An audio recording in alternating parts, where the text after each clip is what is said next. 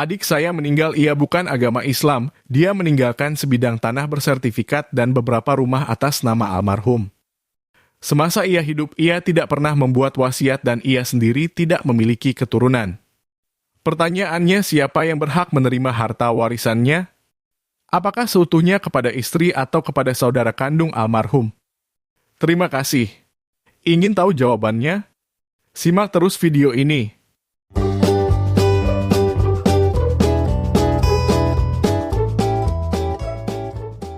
Sebelum saya menjawab pertanyaan ini, perlu saya jelaskan terlebih dahulu bahwa di Indonesia itu berlaku beberapa jenis ketentuan waris. Hukum waris yang pertama itu adalah hukum waris kedat, dan yang kedua itu hukum waris Islam, dan yang ketiga itu adalah hukum waris perdata, di mana hukum waris perdata hanya diperuntukkan atau diberlakukan bagi mereka yang non-muslim. Oleh karena itu, ketika orang meninggal dunia atau pewaris atau meninggal dunia dan bukan beragama Islam, maka dalam konteks hukum waris yang diterapkan adalah sistem waris berdasarkan apa yang diatur di dalam Kitab Undang-Undang Hukum Perdata atau yang kita kenal dengan KUH Perdata.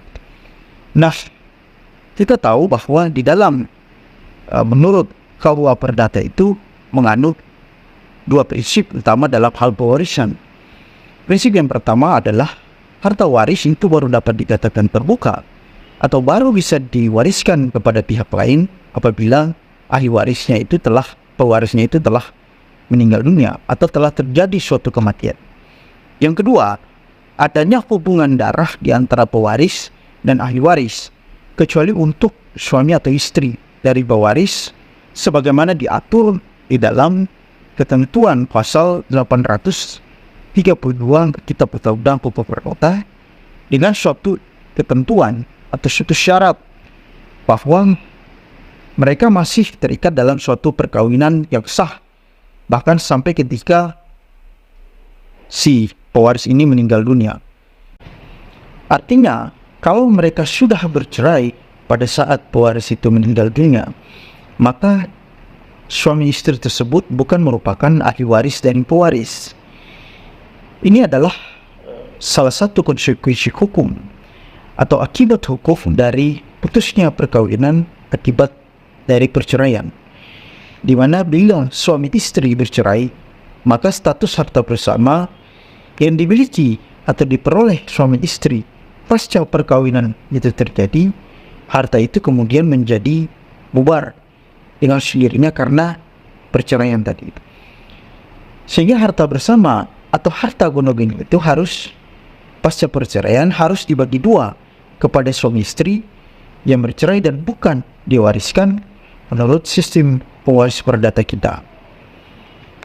Kalau kita mengacu kepada kedua prinsip itu, maka yang berhak mewaris hanyalah orang-orang yang mempunyai hubungan darah dengan pewaris, kecuali bagi suami istri sebagaimana yang sudah tadi saya jelaskan. Hubungan darah itu baik berupa keturunan langsung maupun orang tua, saudara, nenek atau kakek dari pewaris. Sehingga apabila digolongkan dalam beberapa kategori, maka yang berhak mewaris ada 4 golongan besar. Golongan itu yang pertama adalah suami istri yang hidupnya terlama dan anaknya serta keturunan-keturunannya. Misalnya kalau suaminya sudah meninggal dan istri dan anak-anaknya itu masih hidup, maka merekalah yang paling berhak untuk menerima warisan dari pewaris. Ada juga golongan kedua, yaitu orang tua dan saudara kandung pewaris, dan golongan yang ketiga itu adalah keluarga dalam garis lurus ke atas sesudah bapa dari pewaris. Dan golongan terakhir, yaitu golongan keempat, adalah anggota keluarga dari garis ke samping dan keluarga yang lain sampai derajat ke-6. Misalnya paman dan bibi pewaris baik dari pihak bapak maupun dari pihak ibu, serta saudara kakek dan nenek dari pewaris. Nah, pertanyaannya adalah mengapa ahli waris itu perlu digolongkan ke dalam 4 golongan besar ini? Perlu saya jelaskan bahwa golongan ahli waris itu menunjukkan siapa ahli waris yang lebih didahulukan berdasarkan urutannya tadi. Artinya, ahli waris golongan kedua itu tidak bisa mewarisi harta peninggalan pewaris dalam hal ahli waris golongan satu itu masih hidup atau masih ada. Demikian juga ini berlaku demikian bagi golongan yang ketiga dan golongan yang keempat. Ya, jadi kalau golongan kedua itu masih ada, maka golongan ketiga dan golongan keempat itu tidak bisa mewarisi harta peninggalan dari pewaris. Nah, dalam kasus seperti yang ditanyakan, saya mengambil kesimpulan bahwa walaupun adiknya itu tidak memiliki keturunan, namun masih memiliki seorang istri.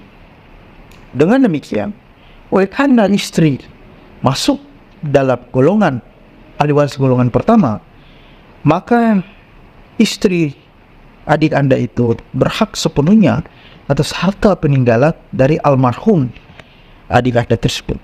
Sekian dari penjelasan saya. Sekiranya apa yang saya jelaskan ini bisa menambah wawasan Anda mengenai bagaimana sistem pewarisan menurut sistem hukum perdata yang berlaku sekarang ini di Indonesia.